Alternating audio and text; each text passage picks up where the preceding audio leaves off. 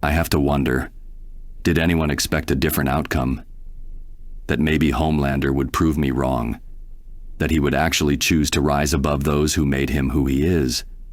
Perhaps one day aspire to actually be the hero that the world looked up to, rather than just put up a charade, a mask, to let the people think he actually cares for them. I try to believe that there are those who can do good even when all they've done is bad, that perhaps a helping hand can drive them in the right direction. But not this time.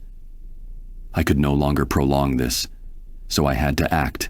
I know that in my contingency, I detailed my plan to use a version of the super pill, a means to give me the strength to tackle Homelander on equal footing, but I would eventually reconsider this. Homelander cares very little for collateral damage even when he's against foes far weaker than himself. If I push him to a wall, there's no telling what he'd do in an attempt to destroy me. And with the powers of flight and laser vision, two things the super pill cannot grant me, I'd just be putting others at risk. So I went back to researching Compound V and made a few discoveries. I should consider myself lucky that the company who manufactures it are about as competent at it as they are at making superheroes. As a result, the compound is likely one of the most flawed superpower-granting substances I've ever seen. It took me a few months, but I'd eventually managed to create an antidote to the compound which can negate one's superpowers. Actually, that's not entirely accurate. It actually took me a few weeks to create it. The extra time was in finding a means to do so without causing rapid cellular decay to happen as a result. I'm honestly surprised Compound V worked at all at this point. The difficult part was administering the antidote, as injecting it through Homelander's tough skin would take too long, and would give him a means to counterattack. Fortunately, the antidote is flavorless and can easily be absorbed through consumption. It wasn't hard to figure out something he would be guaranteed to consume, and I would not need to wait long before he does so. After that, I simply watched, waited for the moment where he would show that his powers had been disabled. It happened right as he was rounding a corner within his home.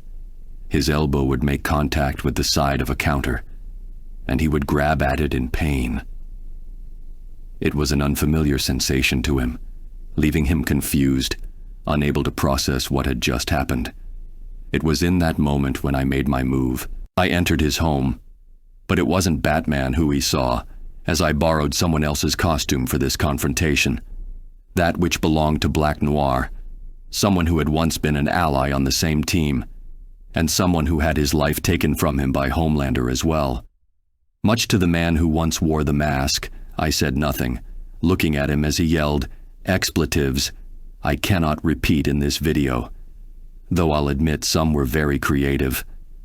Unsurprisingly, when he couldn't get a reaction out of me, Homelander would turn to violence, attacking me, and while his natural strength may be slightly above the average human, let's just say it couldn't compare to my own.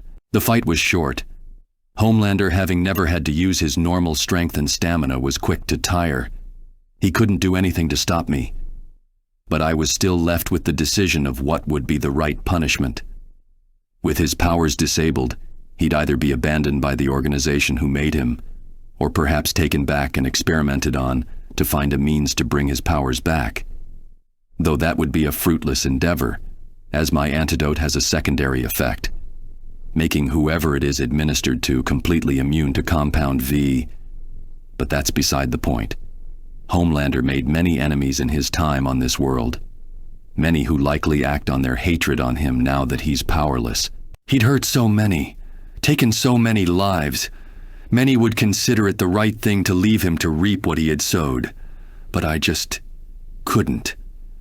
To willingly allow a man to have to suffer in a world as twisted as this, I couldn't do it. As Homelander was once just a boy who had been hurt too, and that was all I could see. So I decided on a different approach.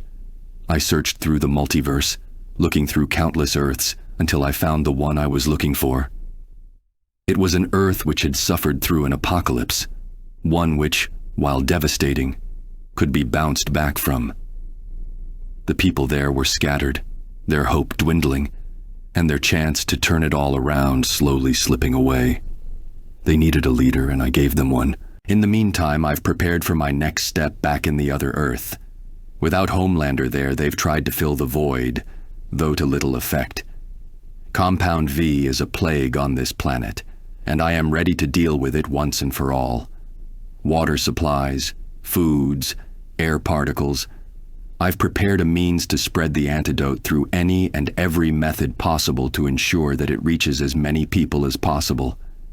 It'll take some time, but soon enough the superpowers of that world will vanish, and the abuse of Compound V may come to an end.